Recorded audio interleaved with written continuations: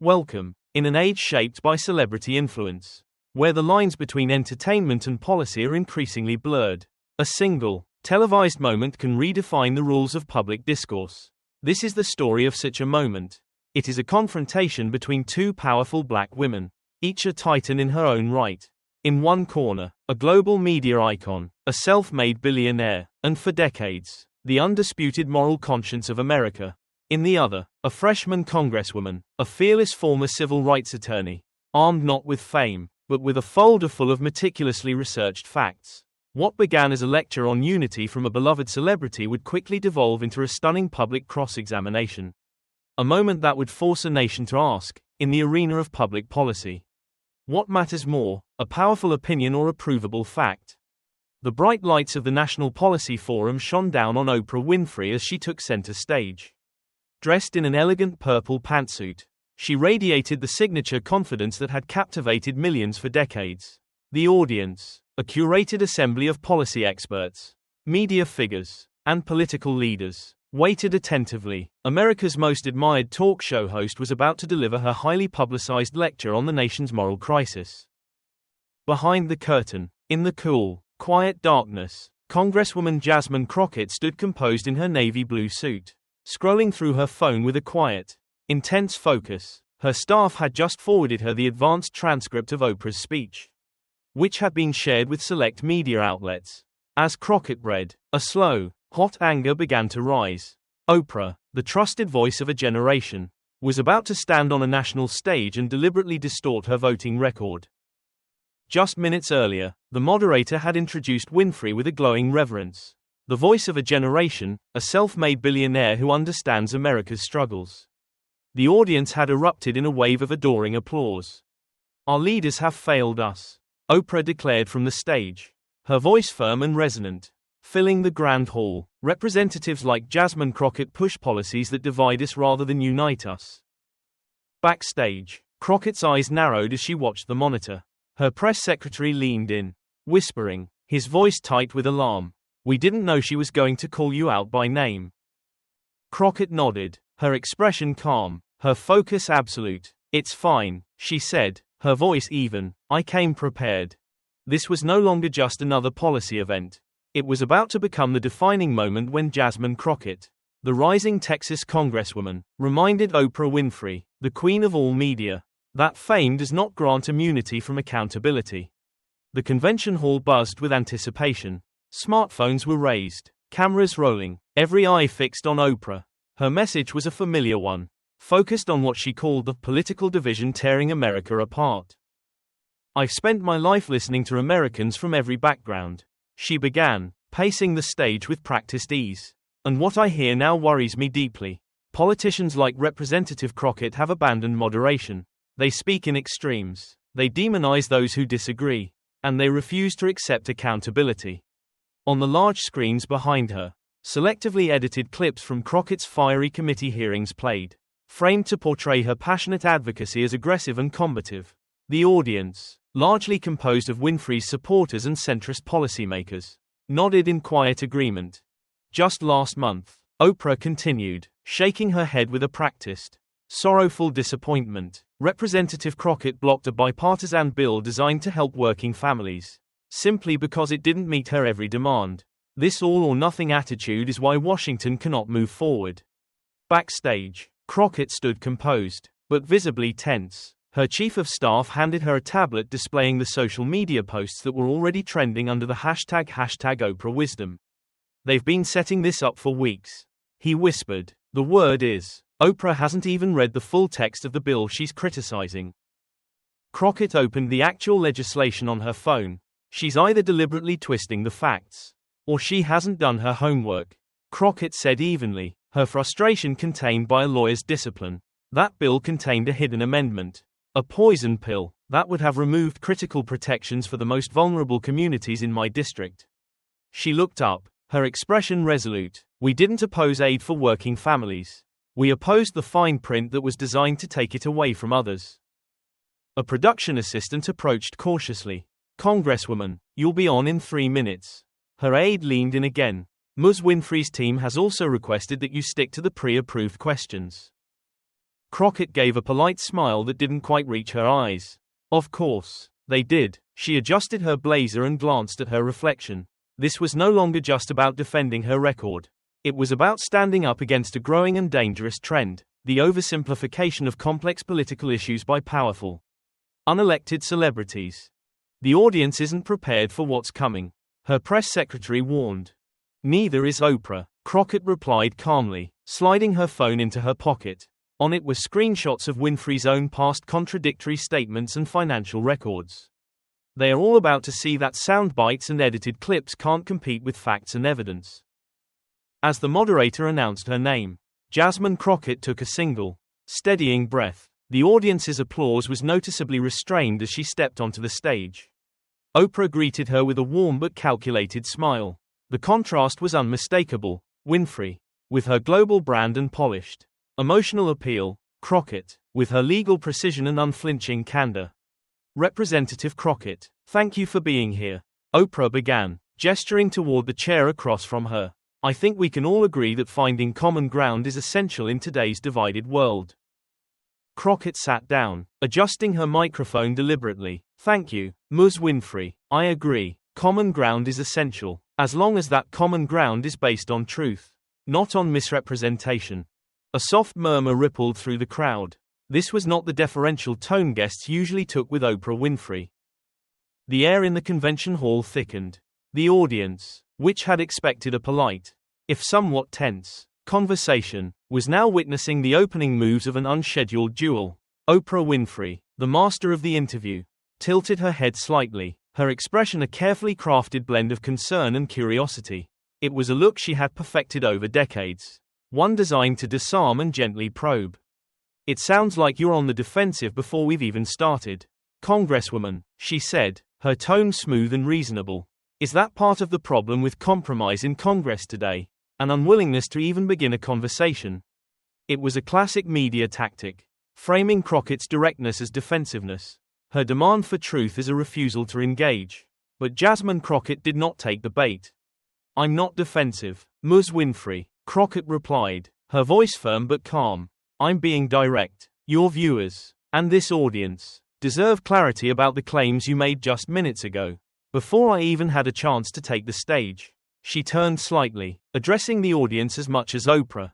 Ms. Winfrey implied that I blocked a bipartisan bill designed to help working families.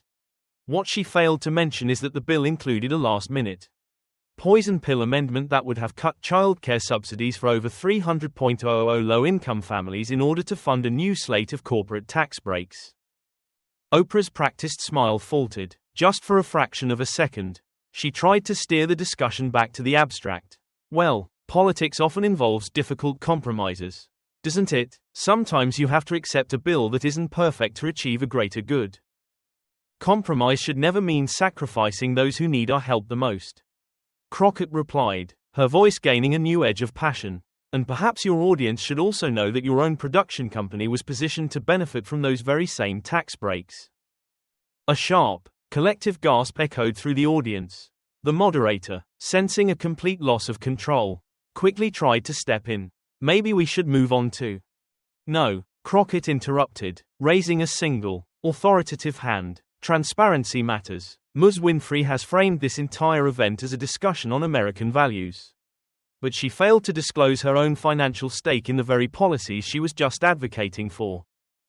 As she spoke, the large screens behind the stage, which had been displaying the forum's serene logo, unexpectedly flickered. In a stunning technical maneuver, they now displayed a series of financial records, clearly showing Oprah's investment portfolio and its connection to companies that would have directly profited from the proposed legislation. Backstage, Crockett's small, tech-savvy digital team had bypassed the event's planned visuals, hijacking the feed. The event's technical director, caught completely off guard, rushed to restore the original feed. But it was too late. The audience had already seen the evidence of an apparent conflict of interest. Oprah's composure, the unshakable calm that was the bedrock of her global brand, finally slipped. This is highly inappropriate, she said, her voice tight with a fury she was struggling to contain. We are here for a civil conversation about unity, not to have baseless accusations thrown around. Civil doesn't mean avoiding the truth, Crockett replied, her tone unwavering, and unity must start with honesty about who truly benefits from these policies. The moderator, visibly unsettled, tried again to steer the conversation back to safer ground. Let's discuss the broader issue of political division, they suggested, their voice a plea for a return to the script. Gladly, Crockett said, calmly taking out her phone, because I have some quotes from Ms. Winfrey herself that perfectly illustrate the problem. She was about to display a collection of Oprah's own conflicting public statements on corporate accountability. But from offstage, Oprah's team was gesturing frantically. A producer, his face pale, whispered urgently into the moderator's earpiece. We will be taking a short break," the moderator announced, their voice faltering. Crockett arched an eyebrow, leaning into her still live microphone. "Are we breaking because I'm presenting facts?" she asked, her question hanging in the air for a single, devastating moment before the feed was abruptly cut. As the house lights rose for the unplanned intermission, social media erupted. #Crockett exposes Oprah trended instantly. Backstage, the atmosphere was a whirlwind of crisis. "This is not what we agreed to," Oprah's publicist snapped at the event organizer. She was supposed to follow the approved topics. Meanwhile, in her small dressing room, Jasmine Crockett calmly sipped a bottle of water, scanning her notes. "They'll try to cut my mic or change the format when we go back," she said to her staff. "Make sure Plan B is ready." The short break stretched into a long, tense intermission. When the production team finally announced a 2-minute countdown, the atmosphere in the studio had completely shifted. The viewers who had tuned in for Oprah's trademark inspiration were now braced for a political showdown. The Queen of Media had been outmaneuvered on her own stage, and everyone was waiting to see what she would do next. The break, which was supposed to be a moment for Oprah's team to regain control, only served to amplify the tension. When the broadcast resumed, the atmosphere in the hall had changed. The audience, which had come to hear a sermon on unity from a beloved icon, was now braced for a political bloodsport. As the cameras rolled, Oprah's team attempted to impose a new order. The moderator announced a revised format, structured questions, strict 2-minute answers, and no interruptions. It was a clear, if clumsy, attempt at damage control, a procedural straitjacket designed to prevent Jasmine Crockett from landing another unscripted blow. But Crockett had come prepared for this. As the moderator began to ask a neutral, pre-scripted question about infrastructure spending, Crockett calmly stood, picked up a stack of printed documents from her folder, and began handing them to the stunned journalists in the front row. "What are you doing?" Oprah asked, her microphone accidentally lit for a split second, her voice a sharp, incredulous whisper. Crockett looked her directly in the eye, her own voice just loud enough for her microphone to catch. "Ensuring the truth isn't edited out." The red lights of the cameras flicked on. "Before we continue," Crockett said, her voice calm and authoritative, cutting across the moderator's question, "we need to clear the air. Ms. Winfrey made false and misleading claims about my voting record, and this audience deserves clarity." Oprah's once warm smile was now a thin, tight line. "I think we've moved past that point. Congresswoman, let's focus on solutions." "Accountability isn't hostility," Crockett replied evenly, "and solutions that are built on a foundation of falsehoods help no one." She turned, once again addressing the audience. "I deeply respect Ms. Winfrey's journey and her achievements. But with great influence comes great responsibility, especially when you choose to weigh in on policies that affect the lives of millions."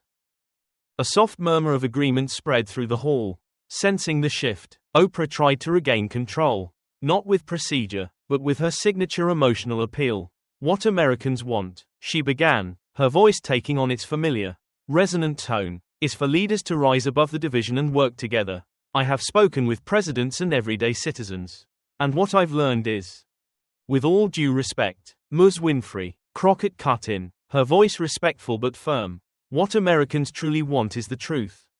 She lifted a document from her folder, a transcript. "You've criticized me for opposing a bill. Let's be clear about what was in it." The display behind them, now under the control of Crockett's team again, lit up, showing the highlighted text of the legislation. Section 43 of this bipartisan bill specifically removed existing healthcare provisions for children in low-income families. And Section 119 introduced new, targeted tax benefits for major media corporations. She paused, letting the words land, including your own. The audience reacted again, a wave of gasps followed by whispers of disbelief. Oprah's expression shifted from irritation to a composed but strained smile. I think you're missing the broader perspective. Congresswoman, these policy discussions require nuance. Not. I couldn't agree more about the need for nuance. Crockett interjected smoothly, which is why I found your opening remarks so surprising. They lacked that very quality. She lifted her phone. May I replay your statement for clarity? Without waiting for approval, Crockett pressed play. Oprah's own powerful voice echoed through the hall. Politicians like Representative Crockett have abandoned moderation. They speak in absolutes, vilify their opponents, and refuse to admit when they're wrong. Crockett looked directly at Winfrey. That doesn't sound very nuanced. Ms. Winfrey. In fact, it sounds exactly like the kind of divisive, absolutist rhetoric you claim to oppose. The moderator tried to intervene, but Crockett was not finished. My primary concern here, she said, her voice now carrying the full weight of her argument, is that with a platform as vast and trusted as yours, every statement has enormous power. When those statements lack context or factual accuracy, they don't just damage a politician's reputation, they profoundly misinform the citizens who are trying to understand how the government truly operates. The once adoring audience had fallen completely silent, their attention now fixed entirely on the exchange. Recognizing the shift, Winfrey tried to pivot to her greatest strength, emotional connection. I understand your frustration, Congresswoman. Perhaps we began on the wrong note, she said, her voice now soft and inviting. What I truly want is to understand your vision. Please, explain to me why you believe your approach is the right one for America. It was a classic Oprah maneuver, a masterful attempt to turn a hostile cross-examination into an intimate conversation. But Crockett was not seeking an emotional moment. She was seeking accountability. I appreciate that, Ms. Winfrey, but this isn't about our feelings. It's about accuracy, Crockett said, addressing the audience directly again. When public figures, no matter how beloved, make political statements, they have an obligation to be well informed. She paused, then delivered her most striking point. And here is what your audience may not know. Just 3 weeks before you began publicly advocating for this bill, your personal investment group acquired substantial new shares in several of the very companies that stood to benefit directly from the corporate tax breaks in Section 119. Crockett held up the financial disclosure documents, with the key sections highlighted. The press in the front row, holding the copies she had given them, began snapping photos. In fact, she added, some of those same companies are the primary sponsors of this very forum. The room erupted. Journalists who had been watching in stunned silence now scrambled, their fingers flying across keyboards. From backstage, Oprah's staff could be seen gesturing frantically to the crew. This is inappropriate and potentially libelous, Winfrey protested, her voice tight with an anger she could no longer conceal. These are all public records, Ms. Winfrey, Crockett replied evenly. SEC filings, congressional records, and your own public statements. Everything I have shared here tonight is verifiable.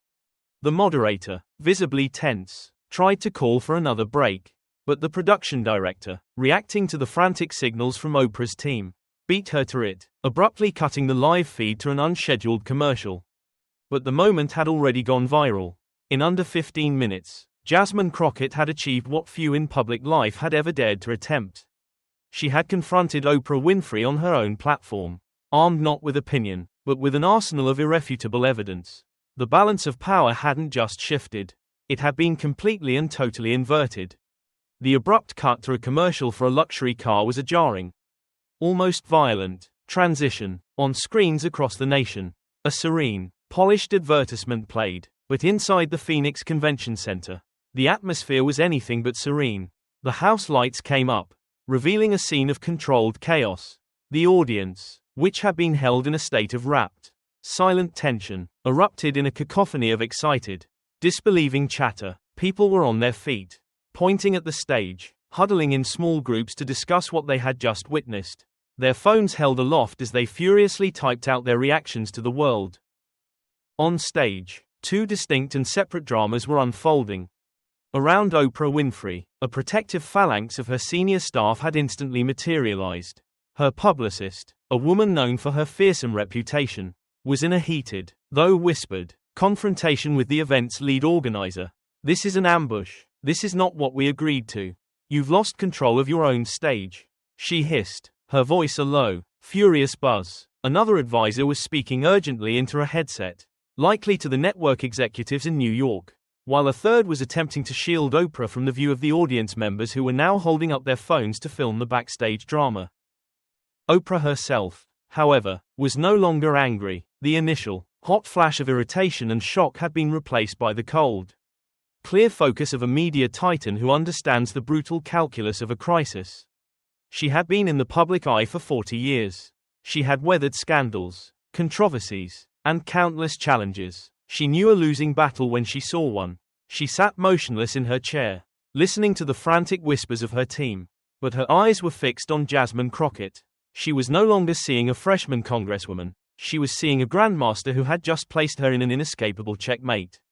Her usual tools, emotional connection, charismatic deflection, the sheer force of her own celebrity, were useless against the cold, hard weight of the documented evidence Crockett had presented. A few feet away, the scene around Jasmine Crockett was one of quiet, focused calm. Her small team of aides had formed a loose circle, not to protect her, but to consult with her. Her chief of staff handed her a bottle of water. Her press secretary showed her a tablet, the screen alight with the explosive trends on social media. She scanned the numbers, the headlines, the outpouring of reaction, her expression not of triumph, but of sober validation. "They'll try to cut the segment short when we come back," she said to her team, her voice low and even. "They'll say we're out of time. Or they'll try to pivot to a completely different topic. Don't let them. We stick to the principle of accountability."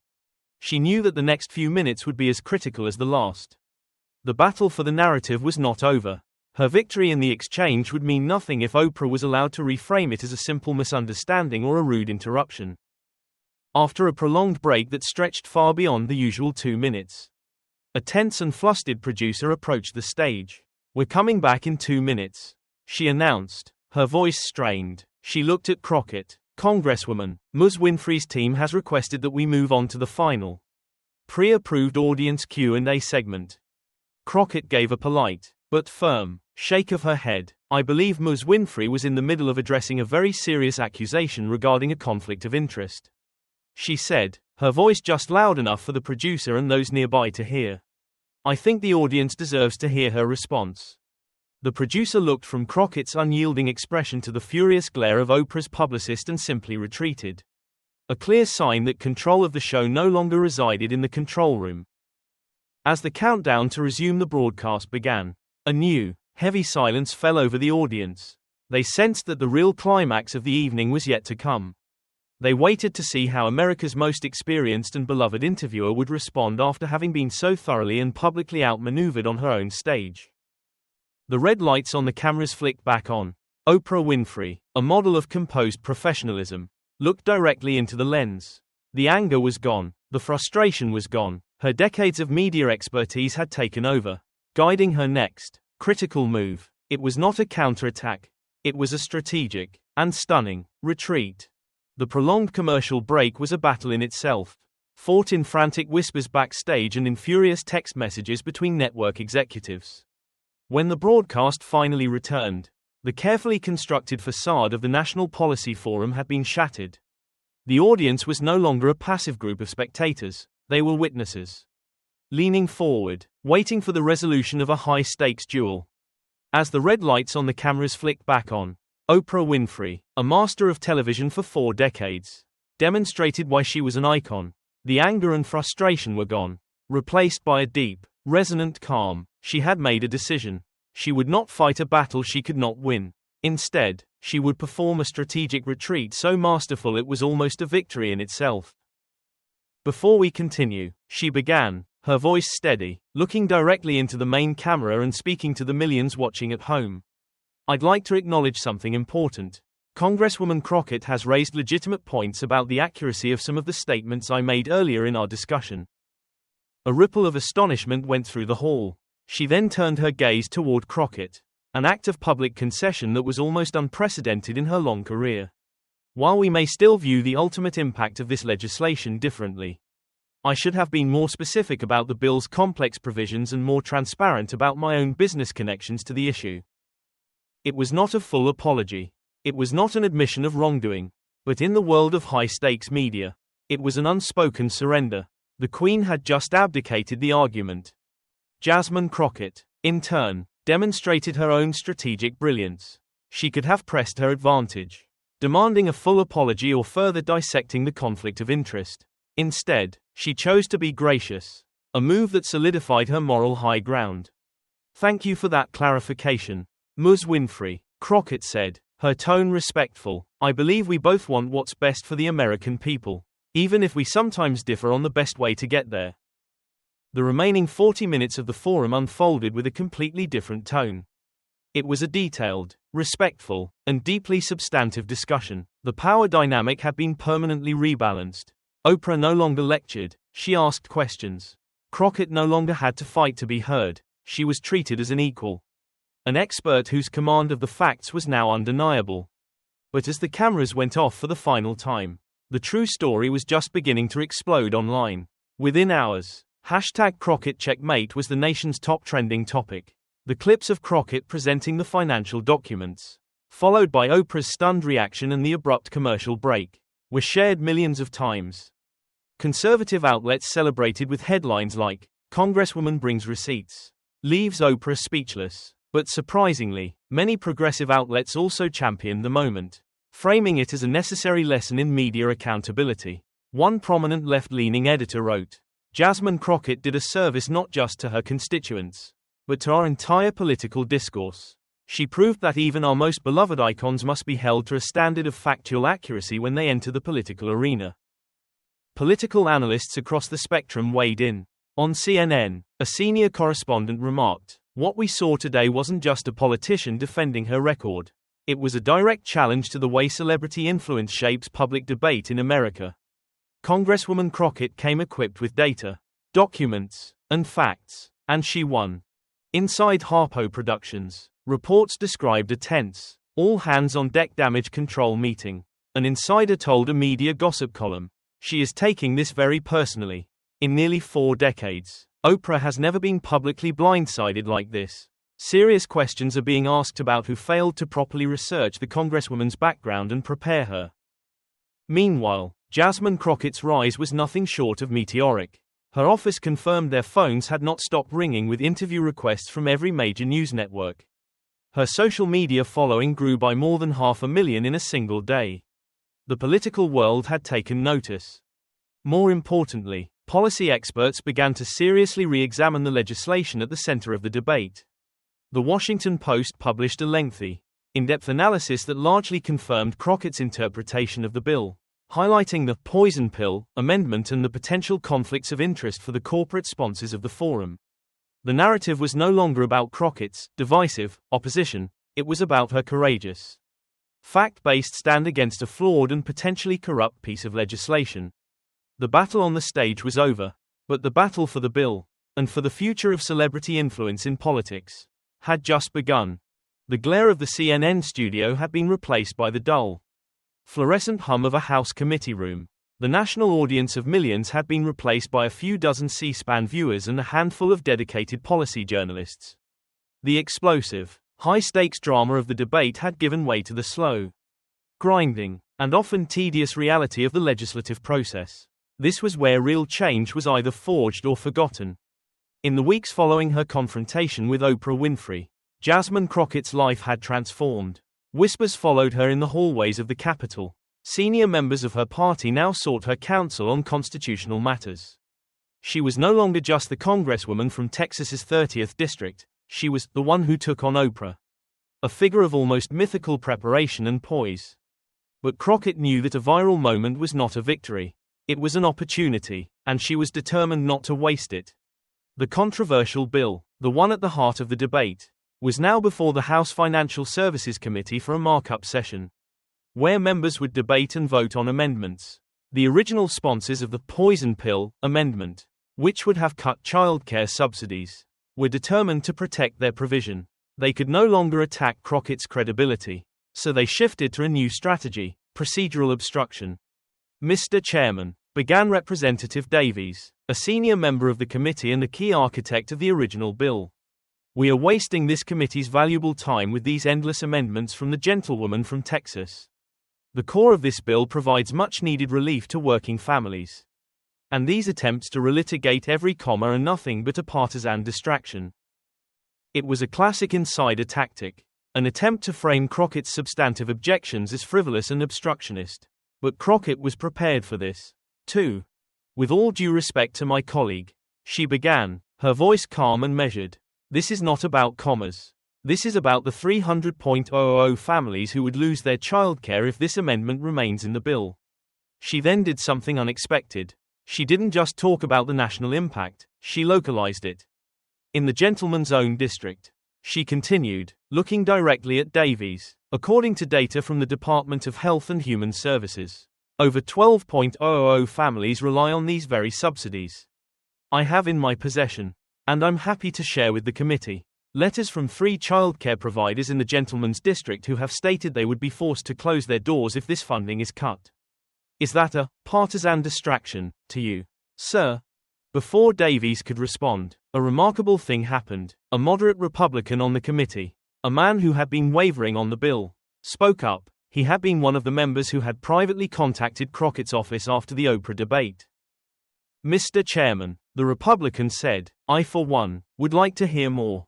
The gentlewoman from Texas has brought specific, data-driven concerns to the table.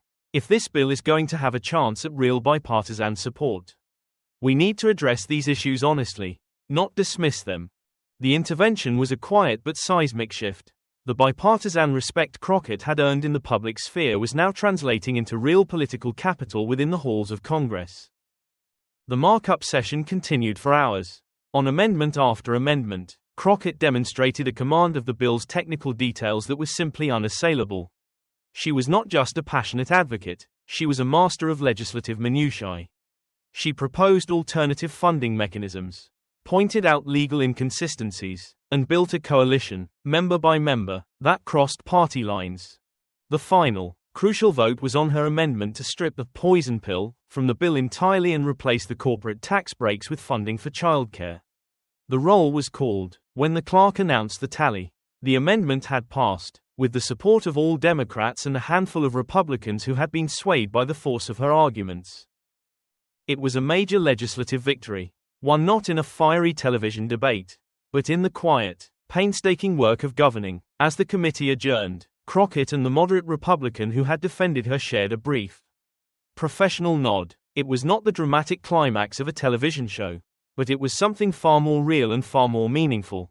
The battle for the bill was far from over. It still had to face the full House, but the war for the truth, and for a more substantive, honest form of legislating, had just been won. The victory in the committee was a crucial battle, but the war for the bill was not yet won. The amended legislation, now stripped of its poison pill and corporate tax breaks, was headed for a final vote on the floor of the House of Representatives. The national spotlight, ignited by the Oprah confrontation, was now intensely focused on this final legislative showdown, transforming a typically obscure floor debate into a major political event. The atmosphere on the House floor was a world away from the quiet, procedural hum of a normal legislative day. The public galleries were packed, a testament to the new, widespread public interest in the bill's fate. The press gallery was standing room only. C-SPAN was carrying the debate live, with an audience of millions who now understood the stakes, not in abstract political terms, but in the real-world language of childcare subsidies and corporate loopholes. The opposition, led by Representative Davies, made their final, furious stand, but their arguments, once delivered with confident authority in the cloistered environment of the committee room, now sounded hollow and defensive in the bright, unforgiving glare of public scrutiny. This bill, as amended by the gentlewoman from Texas, is a classic example of partisan overreach. Davies thundered from the podium, his voice echoing in the chamber. It is an irresponsible, big government spending bill that will cripple our economy and burden future generations. But the attack line, a standard in the conservative playbook, failed to land. The public now knew, thanks to the national conversation Crockett had sparked, that the irresponsible spending he was referring to was the restoration of childcare funding for low-income families. and that the economic crippling was the removal of a tax break for corporations. Jasmine Crockett had not just won a debate, she had successfully reframed the entire issue in the public mind. When it was Crockett's turn to speak, she approached the podium not with the fire of a debater, but with the quiet solemnity of a legislator who understood the institutional weight of the moment. She did not mention Oprah Winfrey. She did not mention her viral fame. She spoke only of the bill, and of the people it was designed to serve. Mr. Speaker, she began, her voice clear and resonant. For the past several weeks, this body, and indeed the nation, has been engaged in a debate, but this debate was never truly about corporate tax rates or partisan advantage. It was about a fundamental question: who do we fight for? Do we fight for the powerful, well-connected interests who can afford to hire lobbyists to write their own loopholes into our laws? Or do we fight for the single mother who needs that childcare subsidy to keep her job? Do we fight for the families who are one unexpected bill away from financial ruin? She looked across the chamber, her gaze sweeping over both Democrats and Republicans. The bill before us today, as amended, is not a perfect bill. No bill ever is, but it is an honest bill. It is a bill that chooses to invest in our children and our working families. It is a bill that was made better not by backroom deals, but by a transparent, and at times difficult, public debate. Then, in a final, powerful gesture of bipartisanship, she acknowledged her unlikely allies. I want to thank my colleagues on the other side of the aisle who chose to engage on the substance of this bill, who chose to put problem solving ahead of partisan point scoring. You have shown that even in this divided time, it is still possible for us to come together and do the right thing for the American people. The Republican moderate who had first supported her in the committee rose to speak in favor of the bill. I will be voting for this legislation, he stated, his voice firm, not because I agree with every line in it, but because I agree with the process that brought us here. It was a process of honest debate, of factual correction, and of good faith compromise. That is how this body is supposed to work. The roll call for the final vote began. The clerk's voice droned on, a steady recitation of names against a backdrop of tense silence. The tally on the electronic boards above the chamber floor was neck and neck, a visual representation of the nation's deep divisions. As the vote neared its conclusion, the fate of the bill hung in the balance. Finally, the clerk called the last name. The gavel fell. The final tally appeared on the screen: ayes, 221. Nays, 214. The bill had passed. A wave of cheers erupted from the Democratic side of the chamber. But it was not just a partisan celebration. Across the aisle, a handful of Republicans, the ones who had crossed over, stood and joined the applause. It was a rare, almost unprecedented, moment of bipartisan unity, forged in the crucible of a public demand for accountability. Jasmine Crockett did not join the cheering. She simply stood at her seat, a small, tired smile on her face. Her gaze drifted up to the public gallery, where a group of mothers, some holding their children, were watching, tears of relief streaming down their faces. This, she knew, was what it was all for. Not the viral clips, not the fame, not the political victory, but this, the quiet, profound knowledge that a law had been passed that would make their lives just a little bit easier. The grind was over, the work was done. The passage of the bill in the House of Representatives was a monumental victory. But both Jasmine Crockett and her team knew it was only a preliminary round. The Senate was a different battlefield entirely, a slower, more deliberative, and far more treacherous institution, where the will of the majority could be thwarted by the procedural mastery of a single, determined opponent. The bill's momentum, which had seemed so powerful in the House, came to a grinding halt the moment it crossed the Capitol. The Senate Majority Leader, facing pressure from corporate donors who despised the bill's new tax provisions, refused to schedule it for a floor vote. It was assigned to a committee chaired by a veteran senator, a master of the legislative dark arts known for his ability to kill bills with a quiet, procedural death rather than a loud, public fight. He announced a lengthy review period, effectively placing the bill in a state of suspended animation. Weeks turned into a month.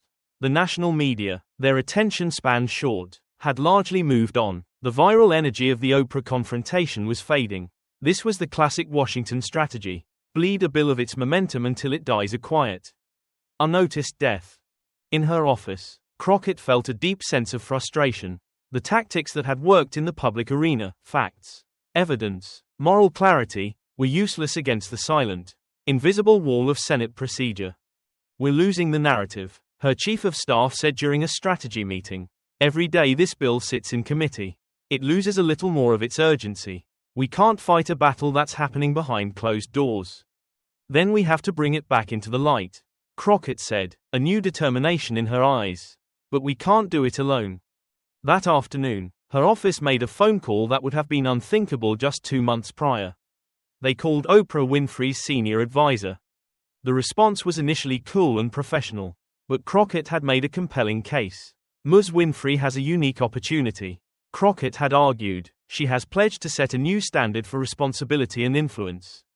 There is no better way to demonstrate that commitment than by using her platform to shed light on a legislative process that is deliberately being hidden from the American people.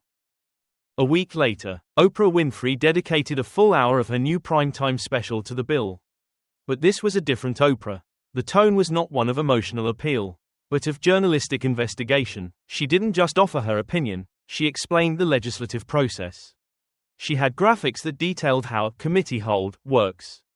She interviewed legal scholars who explained the constitutional basis for the bill. Most powerfully, she traveled to Texas and Ohio, interviewing the single mothers and child care providers who would be directly impacted by the legislation. She put a human face on the arcane procedural battle being waged in Washington. The impact was immediate and profound. The hashtag Let Them Vote began trending. The Senate Majority Leader's office was flooded with calls from citizens who now understood, in simple, clear terms, that a bill to help working families was being deliberately obstructed.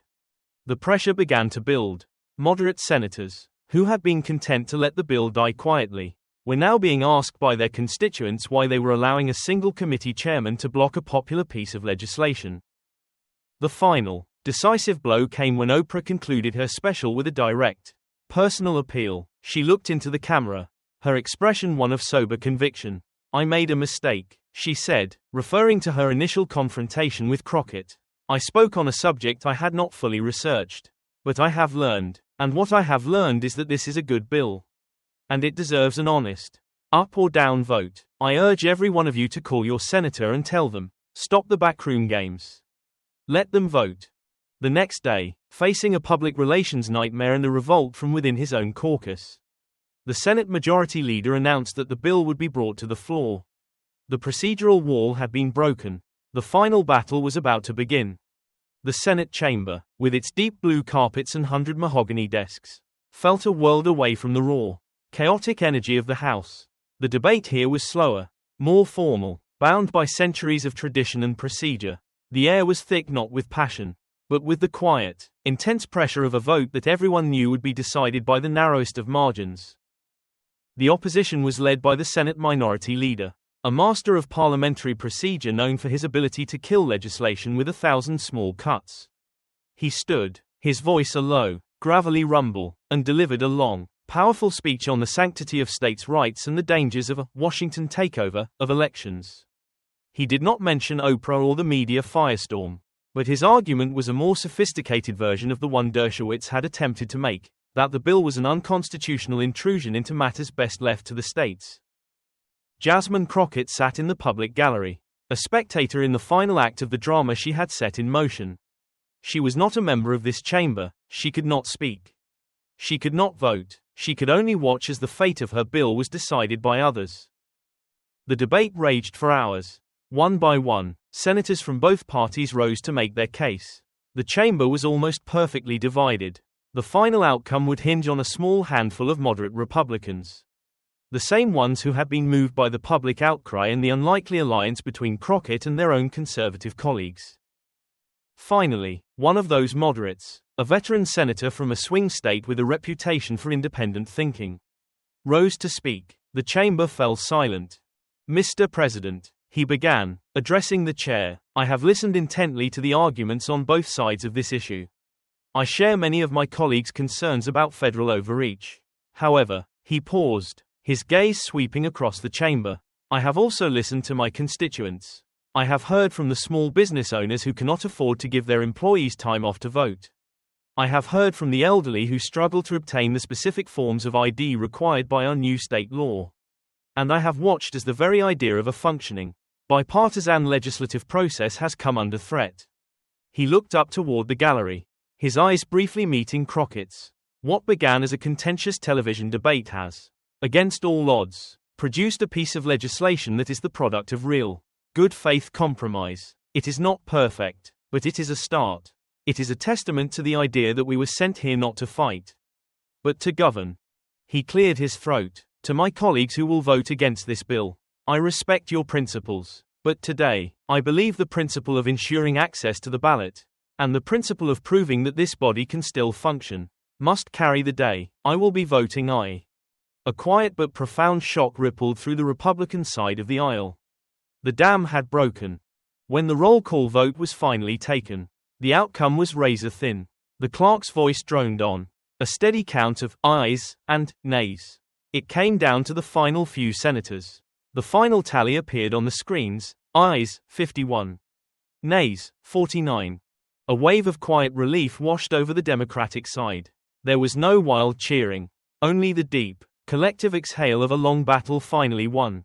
Jasmine Crockett sat in the gallery, a small, tired smile on her face.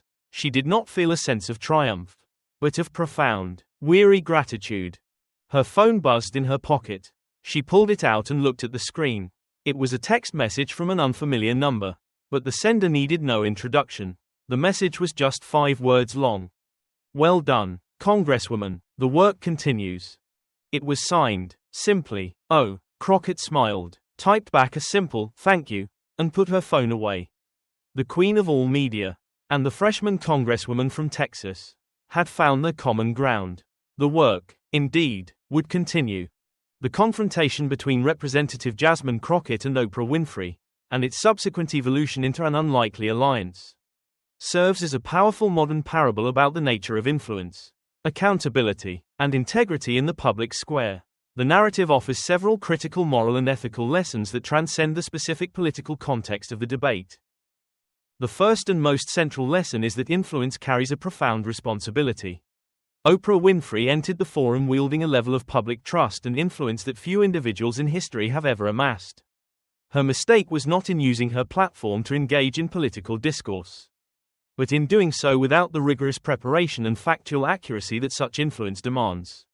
She operated under the assumption that her good intentions and her trusted status were sufficient.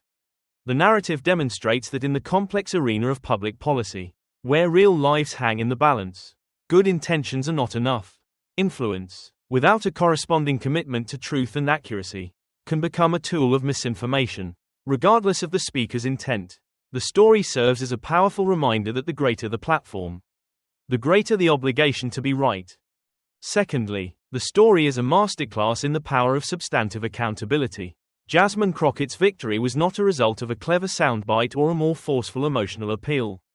It was a triumph of meticulous preparation and an unwavering commitment to the facts. She did not merely disagree with Oprah, she presented verifiable, documented evidence that exposed the flaws in her opponent's position and the contradictions in her own conduct. This highlights a crucial ethical lesson for public discourse. True accountability is not achieved through ad hominem attacks or partisan shouting matches, but through the calm, methodical presentation of the truth. Crockett demonstrated that the most effective way to hold power to account is not to match its volume, but to challenge its foundation with indisputable facts. Finally, the narrative offers a hopeful lesson on the potential for growth and redemption in public life. After being publicly exposed, both Oprah Winfrey and her team could have chosen to double down, to attack Crockett's credibility, or to dismiss the entire affair as a partisan ambush. Instead, after an initial defensive reaction, Winfrey chose a more difficult but ultimately more honorable path. Her public acknowledgement of her error, her subsequent pledge to uphold higher standards, and her ultimate decision to use her platform to support the very bill she had once criticized, transformed the story from one of simple defeat into one of redemption. It demonstrated that true leadership is not about being infallible, but about having the integrity to acknowledge a mistake and the courage to correct it. The unlikely alliance forged between the two women at the end serves as a powerful moral counterpoint to the cynicism of modern politics. suggesting that even the most contentious of clashes can lead to common ground if both sides are willing to prioritize the truth over their own egos.